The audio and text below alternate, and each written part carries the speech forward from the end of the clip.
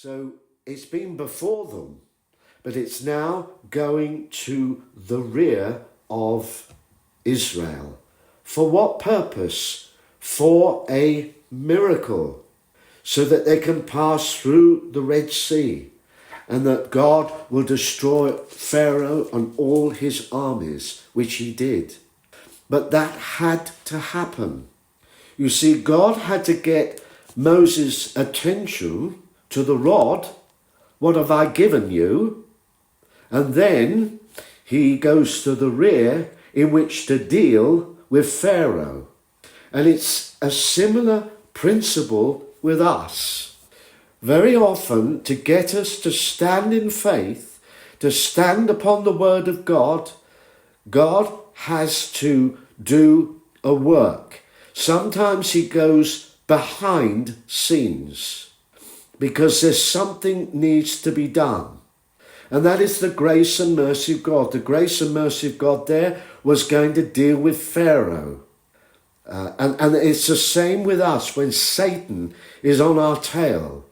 God will deal with him once we settle and we believe in faith. Then the God of Israel, the God of today, will fight for you. Ecclesiastes 3 and verse 15, and God requires an account of what is past. So because he is the God of the rear, the past, not just the front, but the rear, he requires an account. Because it means he's gone before and he's prepared the way.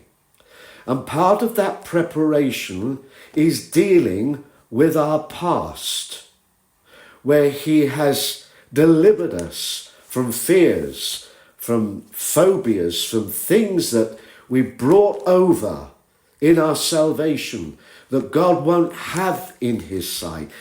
You see, sins of yesterday will always hinder our walk unless they're dealt with. And very often we've missed the mark because that is a sign our God of the rear is working on us to bring that deliverance. And so this should be a source of comfort to us when we get in despair, when we feel we can never overcome. Just pause and think for a minute. My God is working also in the rear, behind me. He's preparing me for the future, so I can do all things through Christ who strengtheneth me.